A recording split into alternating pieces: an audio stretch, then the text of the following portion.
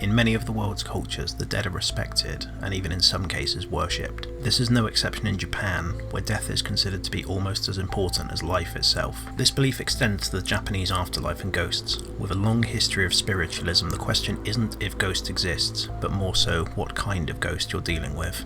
Today, we'll discuss the different types of Japanese spirits, from the Yurei to the yokai and beyond. I'll also throw in a spooky Japanese story or two for good measure. I'm Mike, and if you're sitting comfortably, let's begin.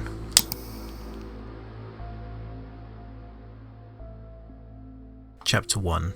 History, Belief, and Yurei.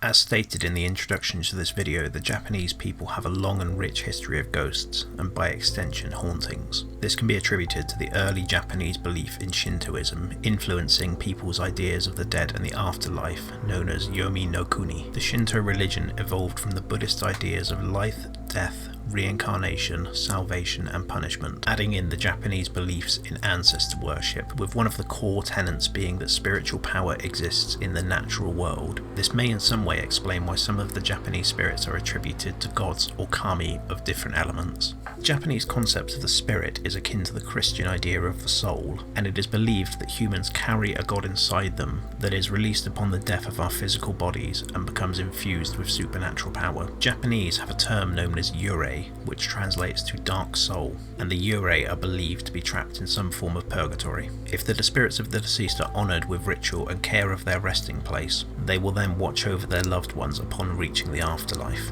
But if not, or if the spirit is said to have any unfinished business, the spirits are said to get stuck between life and death, manifesting as a Yurei. Yurei are the human element of the larger category of yokai, which is the term that encompasses all strange and supernatural beings in Japanese belief.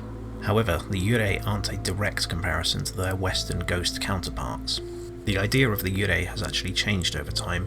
In ancient Japan, Yurei were invisible and formless, but during a later period were said to be indistinguishable from humans. One famous tale of a Yurei and unrequited love is the legend of Otsuyu, where a man falls in love with a young woman, only to later realise she was a ghost the entire time, which sounds like a disappointing time investment.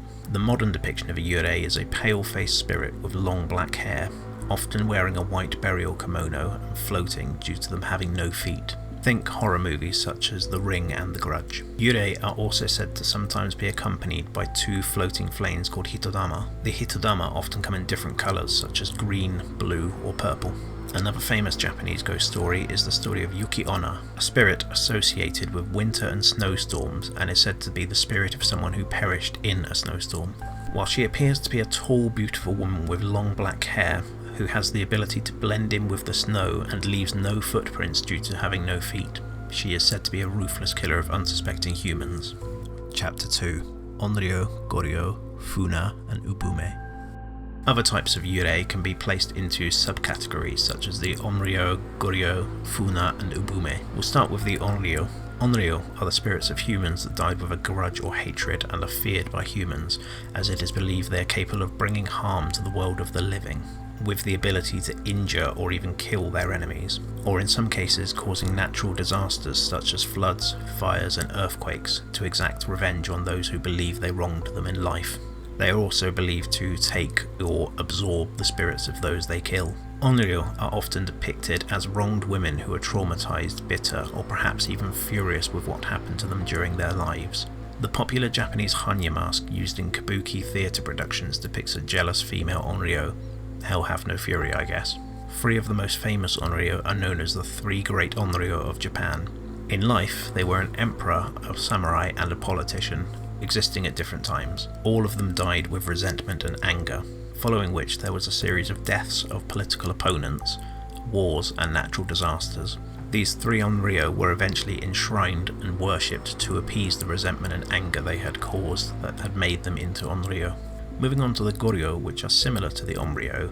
Goryo refers to a person who is noble or accomplished great things in their life, only to die prematurely in some kind of horrific way, such as through disease, and they have subsequently become an Onryo that spreads pestilence and famine.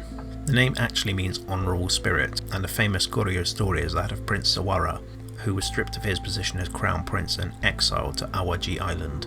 Following his death, a plague broke out in the city of Kyoto, which the people fear was the cause of his spirit.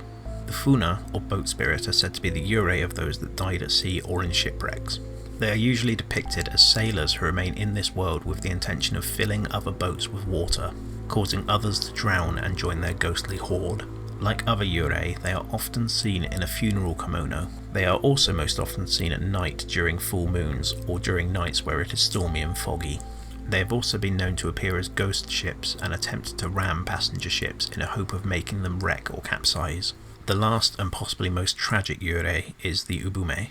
Ubume are said to be the spirits of mothers who died in childbirth or mothers who died leaving young children behind. They are often said to look like a normal looking woman carrying a baby. Typically, she will try and give her child to people passing by before disappearing. Upon closer look, the child will turn out to be a pile of rocks or leaves. The Ubume is also said to appear to their young children, bringing them sweets, toys and offering care. Once their children no longer need them, the Ubume are said to be released into the afterlife. Chapter 3. Non-Human Spirits. Aside from the Yurei as the spirits of deceased humans, the wider family of yokai also includes non-human spirits. This could possibly include the spirits of animals or things that never were living beings. Yokai often have animal-like features, such as the humanoid turtle spirits known as the kappa. These ones, however, don't live in sewers and gorge on pizza. They'd prefer a cucumber and to drown anyone who ventures a bit too close to their pond. Yokai are often believed to have supernatural abilities such as shape-shifting. Some of the more popular forms are that of the kitsune, which means fox, that frequently harass humans. They've also been known to possess the ability to transform into the exact likeness of humans. Similar to the kitsune are the tanuki, which are raccoon spirits. The tanuki are considered to be mischievous trickster spirits, who are believed to have powerful magic abilities and delight in playing tricks on humans, which probably goes beyond eating your garbage. Yokai can also appear to be inanimate objects or even shapeless masses, which leads me to think that Japan is one big ghost party where anything and everything could be considered a yokai, which sounds absolutely terrifying to be honest with you. Beyond the yokai, the Japanese believe in the kami, which is a term for divine and or natural forces. This is where the concept of the elemental spirits comes from. Because of this, they can be considered positive and negative. They are manifestations of Musubi, the interconnecting energy of the universe. Kami are considered to be hidden from this world and inhabit a complementary existence that mirrors our own. In my mind, this makes them sound like some sort of multi-dimensional being that we can't interact with, but they can interact with us. The Kami includes gods such as Raiden, the god of thunder, and Fujin, the god of wind. And no, this video hasn't just pivoted into a Mortal Kombat review. Chapter 4. Modern Japanese Ghosts. Some of the more horrifying Japanese ghost stories are the ones from the modern day. The Japanese tsunami that decimated Fukushima in 2011 has not only rendered Fukushima and the surrounding area a ghost town due to the high levels of radiation, it has also spawned a huge spike of ghost stories in the area. Unsolved Mysteries on Netflix has a fantastic episode called Tsunami Spirits. In the episode, numerous taxi drivers are interviewed who share their experience of picking up passengers to be taken home. Upon arriving at the destination, the passengers would appear to not be in the taxi, with one even asking the question, "Have I died?" before disappearing.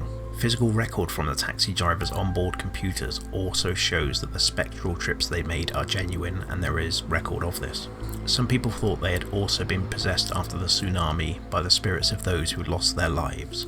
The Unsolved Mysteries episode features an interview with a Buddhist monk who worked with the people that thought they were possessed. His work included praying over the possessed and trying to convince the spirits that they had died so they were able to move on into the afterlife. These are just a couple of the stories, and there are literally hundreds more similar stories after the tsunami. The Unsolved Mysteries episode I previously mentioned is well worth watching if you'd like to learn more about this particular episode of Japan's haunted history. And that's the video on Japanese ghost stories. I hope you enjoyed it, and leave a comment below on your favourite Japanese ghost story. Watch this video next. Goodbye. Yurei are the human elephant